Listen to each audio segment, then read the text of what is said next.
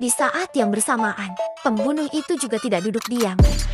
Di stasiun tol, dia bertujuan untuk membunuh sopir yang mengeluh bahwa membesarkan anak terlalu melelahkan, membuat pembunuh mengingat kejadian tragedis dia waktu kecil.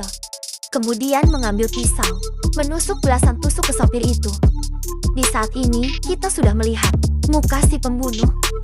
Kemudian pembunuh membawa mobil orang itu pergi.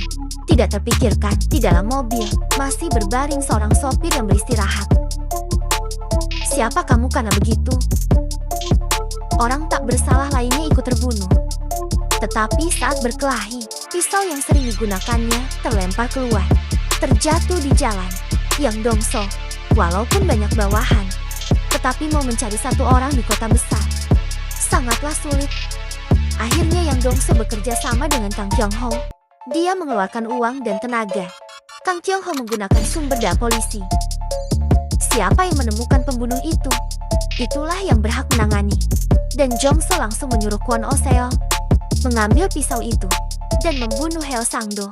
Membunuh lawannya itu tidak perlu membayar tunjangan. Penyelesaian juga bisa menyalahkan ke pembunuh.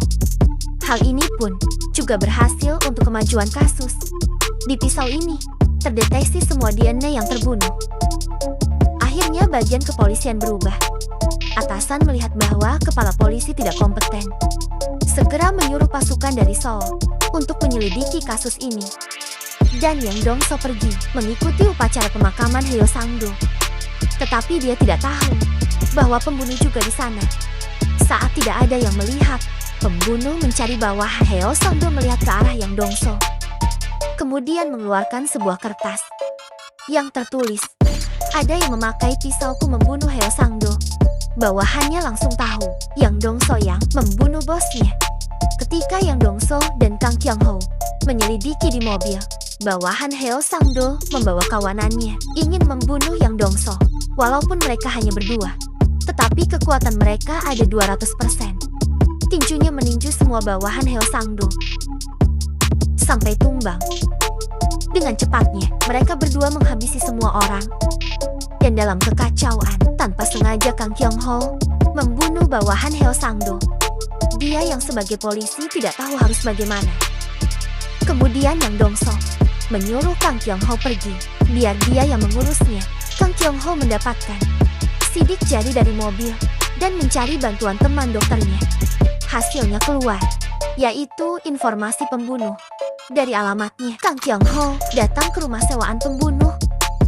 Dia menemukan selembar foto, membandingkan dengan gambar yang diberikan oleh Yang Dongso.